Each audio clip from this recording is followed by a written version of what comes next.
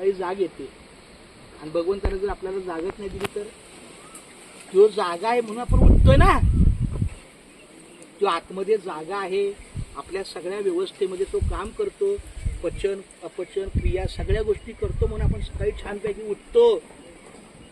म्हणून त्याला स्मरण करायचं, त्याला धन्यवाद द्यायचे, त्या भगवंताला धन्यवाद. मग आता माझं रामकृष्ण आणि लेखन जे चालू आहे ना ते धन्यवादासाठीच आहे की आतापर्यंत मला छान जगवलं, धन्यवाद. आता इथून पुढे तुझ्या हातात आहे. समजलं? त्यामुळे पहिला अभ्यास करायचा आपला प्रामाणिक, जेवढा आपल्या इयत्तेचा आहे ते छानपैकी करायचा. आणि अभ्यासाबरोबर हे शिक्षण आहे अरे वारकरी संप्रदायाचं अभिमानाचं, ते फार सुंदर आहे. अजून तुम्ही लहान आहात, इयत्ता वर जाल तशी उंची वाढेल, वय वाढेल, इयत्ता वाढेल, त्याप्रमाणे तुमची समज पण वाढली पाहिजे, बौद्धिक क्षमताही वाढली पाहिजे, परिपक्वता आली पाहिजे सोप्या सोप्या गोष्टीमध्ये. आता आमची शाळा, पहिली आमची शाळा 4थी पर्यंत होती, नंतर आम्ही बालवाडी सुरू केली. आता आमची 10वी पर्यंत शाळा, इंग्लिश मिडियमची 9वी 10वी. पण जेवढी छान मुलं असतात 4थी 7वी पर्यंत ती ऐकणे नाही. पण आता तुम्ही संप्रदाय आहात ना, तुम्ही 10वी काय पुढं मोठे झाला तरी ऐकणार का? कारण तुम्हाला लहानपणापासून चांगल्या मार्गाचं वळण लागणार आहे, आध्यात्मिक शिक्षणाचं वळण तुम्हाला लागणार आहे. या माऊलीच्या सहकार्याने एकदा आमच्या कृष्णाबाळासाठी जोरात टाळ्या वाजवा. आणि ह्याचं कार्य म्हणजे आईचा आशीर्वाद आहे. कारण का?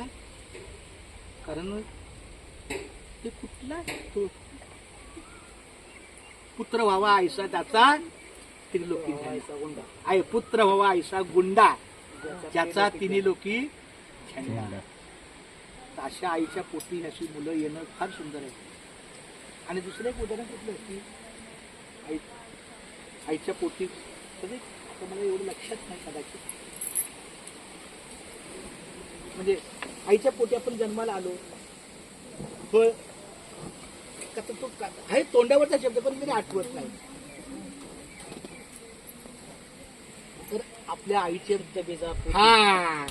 शुद्ध बीजापोटी फळे रसाळ गोमटी. बीज जर चांगलं असेल तर येणारं फळ चांगलं असते, बीज नासक असेल तर फळाची प्रक्रिया शून्य असते. हे चांगले का? तर हे शुद्ध बीजाला आलेले आहे. आईच्या पोटी फार मोठा त्यांचं जन्म आहे.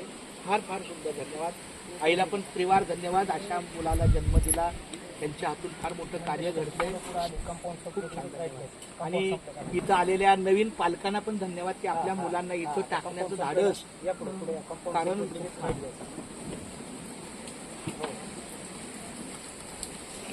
त्या आई वडिलांना पण धन्यवाद. आतमध्ये पालक आहेत ना,